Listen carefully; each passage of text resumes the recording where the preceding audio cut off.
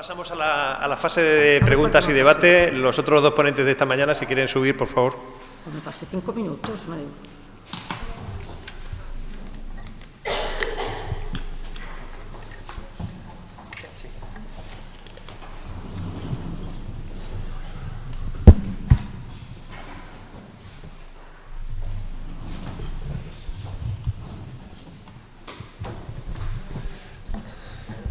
¿Alguna pregunta en la sala para nuestros ponentes?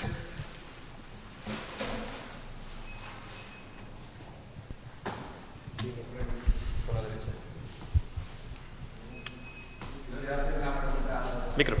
Un segundo.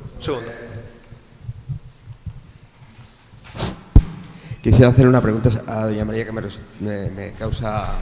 Quisiera saber, a su juicio, ¿cuál sería el mejor cuadro de Zurbarán sobre temática militar? Sobre temática militar. Es que me gustan muchos. Me gusta mucho la defensa de Cádiz, fíjate, quizá porque como se han cebado tanto en eso, ayer me dio una pena. Estuve viendo una conferencia del Museo del Prado y el experto en Zurbarán diciendo, mira, me lo comí al hombre. Estuve a punto de ponerle un mensaje. No sé, me gustan mucho. Me gusta mucho el de Fernando III. Es verdad que pero es que tiene esa majestad de las obras de Zurbarán, esa quietud en la nada. No puedo decir, lo siento. No puedo, me gusta mucho. No puedo. No sé, Fernando III, no sé. Me gusta mucho, bueno, quizás me quedo con la batalla del Sotillo, el que tiene la parte de arriba que está la Virgen y abajo está la batalla de la caballería. Esa quizás es la que más me gusta, sí. Está en Jerez. No, está en Cincinnati. Gracias. ¿Vale? Yo tengo una para Antonio que se me ha ocurrido mientras estábamos hablando del asedio de Olivenza. No lo has mencionado, no sé si es porque te has centrado solo en la ciudad, pero en las fuentes que has encontrado sobre el asedio se habla algo del puente de ayuda, de cortar el puente que era el cordón umbilical con el resto del reino de Portugal. Si cortas ahí, era muy difícil que pudiera... Estaba derruido. Estaba derruido en esa fecha ya. Que yo sepa, estaba derruido en esa fecha. De hecho, los portugueses tienen que cantar su puente de barcas. Es decir, no pasan por allí. Siguen debiendo tener algún pilar, yo creo, pero está derruido, yo sé. Claro. No sé la fecha, de cuándo se derruye. En 46, me sonaba que era antes. Gracias.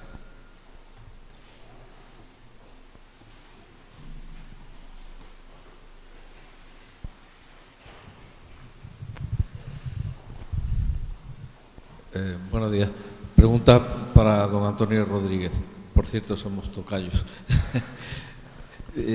Quería preguntarle, en su opinión, sobre los hechos sobre los que ha basado su ponencia, ¿qué pozo queda como consecuencia política más o menos inmediata en ese momento de la historia? El pozo político te refieres de la campaña, ¿no? Sí. ¿En qué medida esa campaña en concreto puede haber balanceado fuerzas o determinados acontecimientos políticos posteriores? Gracias. Sí, bueno, es importante, reactiva la guerra en un momento en el que Portugal está interesado, hay que darse cuenta de que todavía España está luchando contra Francia en diferentes frentes, desde el catalán al especialmente flamenco, incluso milanés, y bueno, pues lógicamente todavía España está ocupada en la guerra, de ahí que le interesa a Portugal, lógicamente, en iniciar el conflicto allí. Lo que hace fundamentalmente la campaña del 57 es, bueno, en el bando español es dar aires un poco a la campaña que estaba muy dormida, y especialmente en el bando portugués aprenden bastante al respecto un poco de lo que van a ser el cerco de Badajoz del año 58, que es un cerco ya más formal, en Valencia de Alcántara, cuando ya lo asedien en el 64 va a ser... Es decir, ambos bandos aprenden bastante el uno del otro y también aprenden, bueno, que las cosas deben ser más metódicas en el caso portugués y en el caso español que se puede conquistar Portugal. Lo que pasa es que, bueno, debido un poco a la situación, realmente los intentos, el toma y daca, continuaron durante bastantes años y la campaña más seria es la de Don Juan, del año especialmente el 63, aunque tarda bastante en activarse.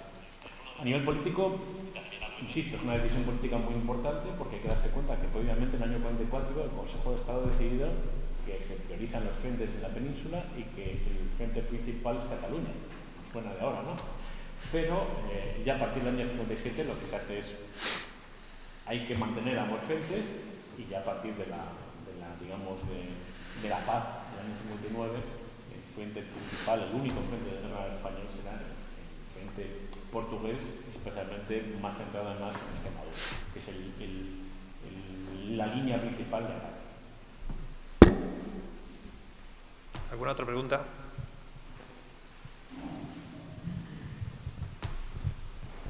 Buenos días. Es para Antonio. Comentarte una pregunta realmente, ya que lo has indicado en la ponencia, el tema de la guerra de Restauração, como decimos nosotros, o mejor dicho ellos. He trabajado bastante y en el caso de Valencia Alcántara he investigado mucho y obviamente todo ha salido a la luz, ¿de acuerdo? Los últimos, lo dije ayer y lo vuelvo a repetir por si acaso no estabas. En el último boletín de la Real Academia de Extremadura hay un artículo publicado por mí que habla sobre el asedio del año 64. Obviamente, una de las fuentes que hay que utilizar es esa gran documentación de Mascarellas. En el caso de Valencia Alcántara, la documentación que se conserva es un diario de ese asedio que hay un fallo porque dice Diario de Defensa de la Villa de Alcántara.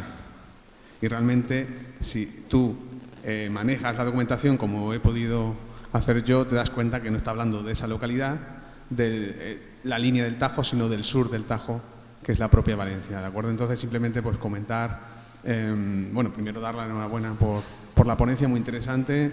Al final tratamos o investigamos más o menos los mismos temas históricos y, como digo, pues la documentación que se conserva, menos mal, en la Biblioteca Nacional de Mascarellas es muy, pero que muy, muy interesante. El plano de Borsano que has indicado, que ha aparecido ahí en la ponencia, en el PowerPoint, también incluí yo ayer un fragmento de ese plano de Borsano simplemente para mencionar una construcción de un hornabeque, ¿de acuerdo? Un parapeto un poquito más adelantado de la fortaleza de Valencia. Entonces, simplemente pues darte la enhorabuena y si quieres echarle un vistazo al último boletín de la Real Academia de Extremadura, ahí aparece un artículo sobre el asedio definitivo, porque Valencia va a sufrir varios ataques desde que estalla la guerra en el año 40 y al final no resistirá el último asedio del año 64. Y luego también ese interregno que hay entre el 64 y el 68, que ya es el final de la guerra, y también el análisis de cómo se encuentra la villa valenciana durante soberanía portuguesa, hasta que vuelve a soberanía española en el año 68. ¿Y nada más? Sí, lo conozco, efectivamente. De hecho, conocí el diario, ahora está digitalizado el Fondo Mascareñas. Yo fui de los que lo vio cuando no estaba digitalizado en la Biblioteca Nacional. Pero también, por ejemplo, en Simancas se encuentra pues, bastante información de ese asedio y también del intento de socorro, por ejemplo, que se intenta hacer a la villa y que no fructifica, curiosamente. Pero bueno, información por suerte tenemos. Quizá lo que a veces no tenemos son planos más del momento, que es un poco lo que falla, que a veces tienes que usar un plano diferente de la época y que, bueno, pues muchas veces no sabes, especialmente con un plano, exactamente pues, lo que hay, aparte de que, bueno, pues hay mucha utilización. Mascareñas guarda el sitio de Olivenza y un plano en Mascareñas, que bueno, pues eso es bastante, podría ser cualquier ciudad casi del mundo, ¿no? Lo que conserva Mascareñas. Es así, el problema un poco, nos quedan muy pocos. Es un poco el problema. Había otras preguntas.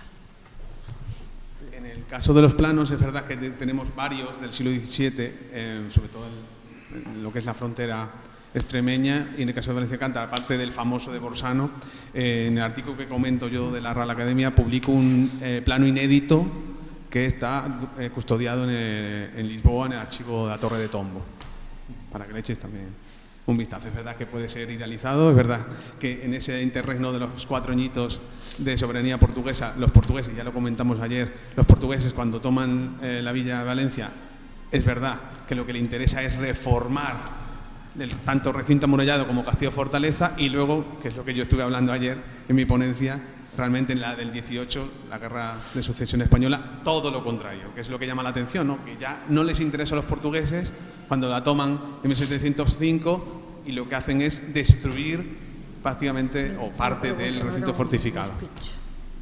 Sí, efectivamente. Sorprende. también cuando se van al 68 destruyen. Claro, es lógico. Otra pregunta sobre la guerra de Portugal.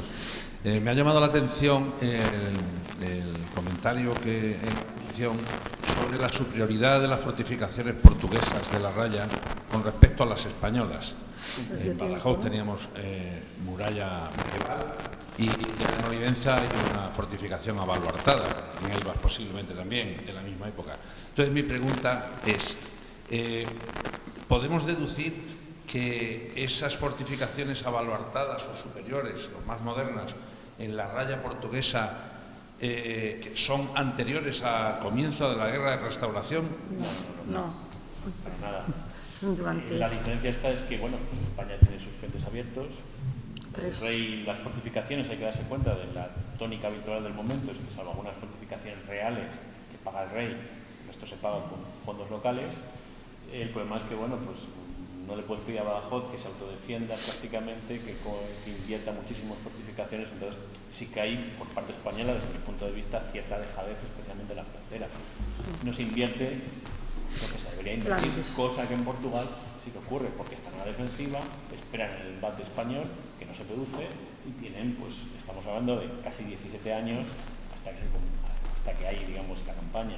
Portugal hace sus deberes, invierte en fortificaciones, invierte también para una fantasía. Teníamos 3 frentes, ¿qué vamos a hacer? Y bueno, pues esa es la realidad. El ejército portugués tiene sus debilidades, evidentemente, porque el español está centrado en otro frente. En Badajoz hay una guarnición militar bastante, bueno, es estable porque se basa y se fundamenta en milicias, pero el número de profesionales en Badajoz en este momento, de fuera de Extremadura, es limitadísimo. Es muy limitado porque están en otros frentes, esa es la realidad. Cuando tienes que jugar a muchos frentes, como el caso de la monarquía hispánica en ese momento, monarquía de España, depende de como queramos llamarla, es la realidad. Hay prioridades bélicas, Cataluña especialmente, Flandes, Milán. Bueno, el motivo es ese, el juicio. Sí, una pena. Pero es una cuestión de dinero, Una es pena, una cuestión de una pena. inversión. Las fortificaciones de las fortalezas portuguesas de la Raya son posteriores Sí, la restauración. al comienzo de la Guerra de Al comienzo, Restauración. se hacen durante. Efectivamente. Sí, Cecilia Cardona. Bueno, nos Cecilia Cardona lo cuenta todo perfecto. están haciendo preguntas y felicitaciones desde el chat. Alguno manda recuerdos de muy lejos, como el coronel Gómez Reyes desde el Líbano, que está siguiendo con interés la ponencia, o Fernando Mugaburo, que no está de acuerdo con alguno, pero eso es lógico, ¿no? Es lo suyo. Concretamente, Manu Gómez Reyes te pregunta sobre los tercios. ¿Por qué no se crean tercios regulares en la península hasta tan tarde, en especialmente Extremadura? ¿Tema económico o demográfico? No, bueno, a ver, es un tema económico. Y es básicamente cuando pues, prácticamente... en el caso del ejército de Extremadura hay que hacer un matiz. Si bien la infantería se la considera los tercios de milicias, aunque los oficiales son profesionales, pues realmente nadie quiere servir. Prefiere estar en su casa haciendo lo que le da de comer. Entonces es una obligación de servir 4 meses. La caballería, en cambio, es más profesional. ¿Cuál es el problema? Que cuando se traen a la frontera pues, tropas voluntarias, tropas profesionales, terminan marchándose porque no tienen que comer. Prácticamente el rey no está pagando, entonces muchos de ellos se van. Entonces el problema es un poco la dejadez, la falta de medios, y que sobre todo es una falta de medios, no se puede cubrir, digamos, todo. Es un poco una cuestión económica, de medios, y que la monarquía necesitaría mucho más de lo que tiene para poder pagar a esta gente. Voluntad hubo, sí, hubo momentos que se envían, pero es que desaparecen. Gracias. Y para Ignacio, que está muy tranquilo, también tenemos una. Comparando la resistencia en los asedios cuando los franceses defienden las ciudades que han ocupado, si se nota problemas de abastecimiento que pudieran debilitar su capacidad de resistencia con respecto a cuando defienden los españoles que están defendiendo su propio territorio. Sí. Hacia arriba. No sé si hay que cerrar el otro. Mejor. Bien. Los problemas de abastecimiento que se notan con respecto... Al defender los franceses las posiciones que han ocupado, que no son propiamente suyas, ciudades ocupadas, sí. y en teoría no tienen las líneas de abastecimiento. Me ciño a lo que me comentaba anteriormente sobre la polémica de la capitulación española. Capitula antes de tiempo y además desde Cádiz se realiza una investigación cuando capitulan los españoles, donde se demuestra que todavía la plaza española tenía todavía víveres y recursos suficientes para seguir resistiendo. ese botín que extraen de la toma de Badajoz les sirve para aguantar en las 2 primeras réplicas, pero a medida que se van acabando los suministros, de cara a la tercera réplica, que echáis una diferencia de casi un año, pues sí se va notando esa falta. Aparte que también, antes de que el ejército anglo-portugués decidiera sitiar Badajoz en la tercera réplica, ya estaba realizando incursiones por Extremadura en colaboración con las compañías, con las divisiones españolas. Estaban cortando también las rutas de abastecimiento desde Sevilla a través de Llerena y en parte Monesterio por la vía de la Plata. De ahí que acusen esa falta de abastecimiento. Muchas gracias. ¿Alguna pregunta más? Pilar. Para María. Quería preguntarte qué valoración hace para los estudios artísticos obras como las de Luis Larraín de Zurbarán en los archivos extremeños. Lo digo porque el libro me encanta. El libro es fabuloso. El libro es fabuloso.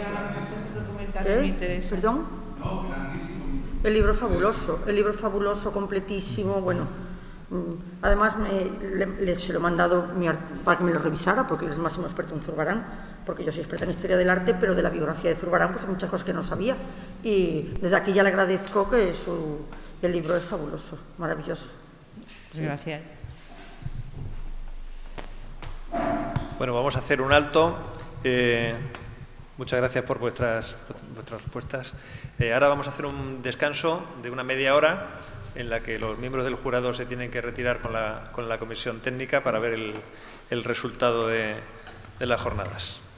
Muchas gracias.